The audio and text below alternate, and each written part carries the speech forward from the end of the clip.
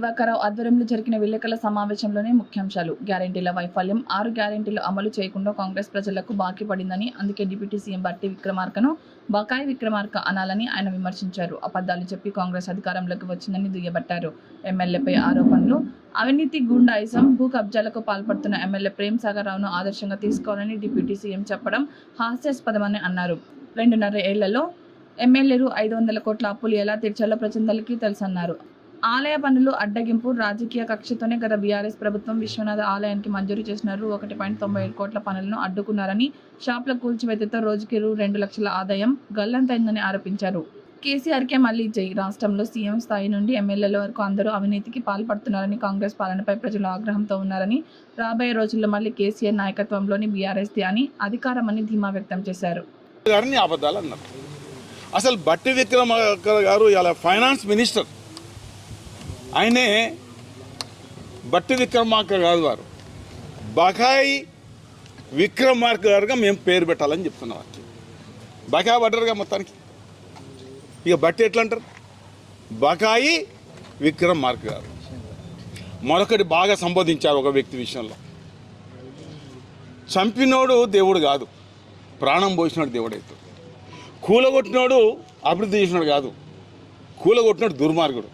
ఆ కోవకు చెందిన ప్రేమ్ సాగర్ రావుని ఆదర్శంగా తీసుకుంటారట ఈ మహానుభావుడు. మరి ప్రేమ్ సాగర్ రావు గారు 2.5 సంవత్సరాల కాలంలో 500 కోట్లు సంపాదించారు ప్రేమ్ సాగర్ రావు గారు. మరి ఆయన్ని ఒక ఎమ్మెల్యేగా 500 కోట్లు సంపాదిస్తే వాళ్ళకి ఏదైతే కాంగ్రెస్ ఎమ్మెల్యేలు అందరూ దాదాపు 70 మంది పైబడినారు, వాళ్ళందరూ 500 కోట్లు వాళ్ళు సంపాదించినట్టు, మంత్రులు అయితే 1000 కోట్లు సంపాదించినట్టు, ముఖ్యమంత్రి అయితే ఇంకా 10,000 కోట్లు సంపాదించినట్టు, డిప్యూటీ సీఎం గారు కూడా 1,000 కోట్లు సంపాదించినట్టు. అవునా కాదా అని నేను అడుగుతున్నాను ఇవాళ బట్టి విక్రమార్క గారు. ఎంత ఆదర్శం అన్నాడు కదా. ఆదర్శంలో గుండాయిజము, రౌడిజము, గంజాయి, భూములు గుంజుకోవడము, ఇండ్లు ఊలగొట్టడము, ఇవన్నీ వసూలు చేసిన సందర్భాలు. అండ్ ఆదర్శంగా అంటే మరి మీరంతా ఆదర్శమే కదా. మరొక మాట వస్తారు, ఏమన్నారు? మధిర మంచిర్యాల ఒకటి కాదు ఒకటే అన్నారు. మధిర మరొకటి కాదు, మంచిర్యాల మరొకటి కాదు.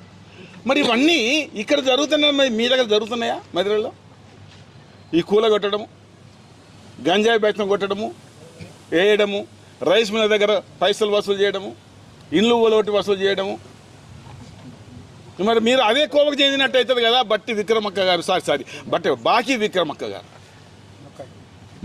విక్రమార్క గారు. ఇది మాట్లాడే ముందు అర్థం చేసుకోండి. మీరు ఉట్టిన హరీష్ రావు గారు అంటే అయిపోతుందా? అసలు తెల్లారిన అబద్ధాలు. మీరు మీ ముఖ్యమంత్రి గారు ఏం చేశారు? దేవుని మీద ఒట్టేసుకున్నారు. ఇవాటికి ఇచ్చిందండి 2 ఎకరాలకే మీరు డబ్బులు ఇచ్చారు. ఏమైంది? మీరే కదా ఫైనాన్స్ మినిస్టర్.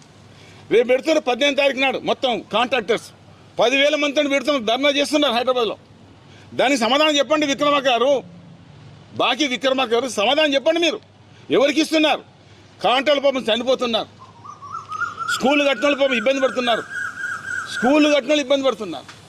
నిన్నటి ఓపెన్ చేశారు ఏది దేవాలయంలో. నేను ఎమ్మెల్యేగా ఉన్నప్పుడే 23 నెలలో 1,90,00,000 మేము మంజూరు చేశాం.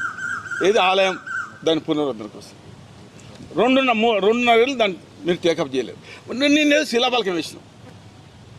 మేము మంజూరు చేసింది కదా, చేసి మాకు పేరు వస్తుందని దానికి ఆమె చేసి మళ్ళీ ఒక 3 కోట్లు గదే 197 తీసేసి గదే 3 కోట్లు తెచ్చింది.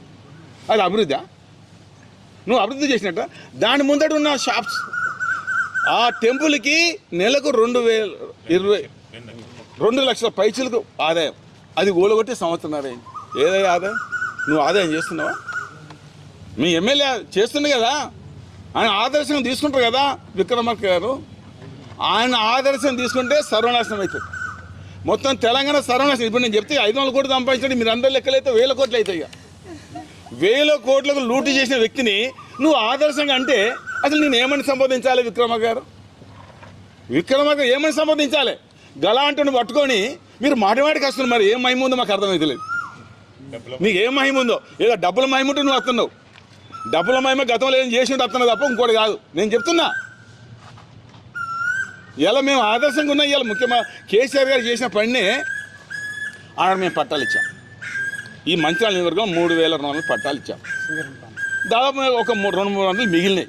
ఇంకా కొన్ని అందరం మీద చిన్నయ్య గారు మేమంతా సుమన్ అందరి దాదాపు పెద్ద ఎత్తున ఇచ్చాం. కొన్ని మిగిలి ఉన్నాయి కూడా ఇవ్వలేకపోతున్నాను. ఆనాడు ఇయ్యంగా దాదాపు ఈయన దగ్గర 9,000 పైచలకు, మా దగ్గర 3,000 పైచలకు, శ్రీరాంపూర్లో దాదాపు 4,000 పైచలకు. కొన్ని మిగిలిపోయినాయి, అవి ఇస్తలేరు. ఇంకా మేము దరఖాస్తు చేసుకున్నాం. ముఖ్యమంత్రి మళ్ళీ అనౌన్స్ చేశారు అన్నాడు ఎన్నికల సందర్భంలో. మళ్ళీ మేము దరఖాస్తు చేసుకున్నాం. దానికి గతి లేదు. సింగరేణి ఏమన్నది, కార్మికునికి 200 గదాలు అన్నారు. ఏది సింగరేణి కార్మికు, అదేమో సింగరేణి పరంగా ఈ మహానుభావుడు నేను 2 గుంటలు ఇస్తాడు. ఏది మా గ్రేట్ ప్రేమ్ సాగర్ రావు గారు, గ్రేట్ ప్రేమ్ సాగర్ 2 గుంటలు అన్నాడు. వాళ్ళు అనగా అవసరమైతే భూమి కొనిస్తాడట. ఉన్న భూమిలో గుంజుకుంటాడు, ఇక కొనిస్తాడని ఉన్న భూమిలో గుంజుకుంటాడు ఆయన, ఇక కొనిస్తాడా? ఇది దృష్టిలో పెట్టుకోండి. ఈ రోజు ఎన్నికల ముందు కేసీఆర్ గారి మీద ఎన్నో అబద్ధాలు చెప్పి ఎన్నో తప్పుడు వాగ్దానాలు చేసి అధికారం వచ్చిన తర్వాత మీరు ఏం చేయలేకపోతున్నారు. మేము చూస్తున్నాం సోషల్ మీడియాలో ఎంత హీనాతీనంగా మేము తిరుగుతున్నారు. ముఖ్యమంత్రి గారితో మాట్లాడితే మొత్తం మీ మంత్రులు మిమ్మల్ని ఘోరంగా ప్రజలు తిరుగుతున్నారు. అది చూస్తే మాకే సిగ్గు అనిపిస్తుంది. కానీ కేసీఆర్ గారిని ఆ 10 ఏళ్ల కాలంలో ఎవరైనా తిట్టలేరు. ఎవరు తిట్టలేను. ఇవాళ లక్షల మంది ఇలా ముఖ్యమంత్రి గారిని తిరుగుతారు. ఇప్పటికైనా సిగ్గు తెచ్చుకొని, కనీసం ఇప్పటికైనా సిగ్గు తెచ్చుకొని మంచి పరిపాలన ఇవ్వండి. మీరు ఏం చేయకపోతారు. ఎక్కడ కారు నియామకాలు ఎవరి వల్ల వచ్చినాయండి? అసలు ఇచ్చే అర్హత మీకుందా? ఇస్తే చెప్పాలి. ఇది కేసీఆర్ గారు తెచ్చిన వరం చెప్పాలి. ఎందుకు చెప్తలేదు? కేసీఆర్ గారు అసెంబ్లీలో స్వయంగా చెప్పారు. ఏమని చెప్పారు? వైఎస్ రాజశేఖర రెడ్డి గారు 108 అవి తీసుకొచ్చారు, వారిని అభినందిస్తున్నా. ఆనాడు 2 కిలోల బియ్యం ఎన్టీ రామారావు తెచ్చారు, అభినందిస్తాను స్వయంగా కేసీఆర్ గారు సంబోధించారు. నువ్వు ఎందుకు సంబోధిస్తలేవండి? ముఖ్యమంత్రి ఆనాడు ముఖ్యమంత్రి సంబోధించాలిగా. అంటే నీకు సంబోధించే ఉద్దేశం నీకు లేదు. మీ పాలన, కాంగ్రెస్ పాలన భవిష్యత్తులో నామరూపాలు లేకుండా పోతుందని నేను చెప్పడం జరుగుతుంది.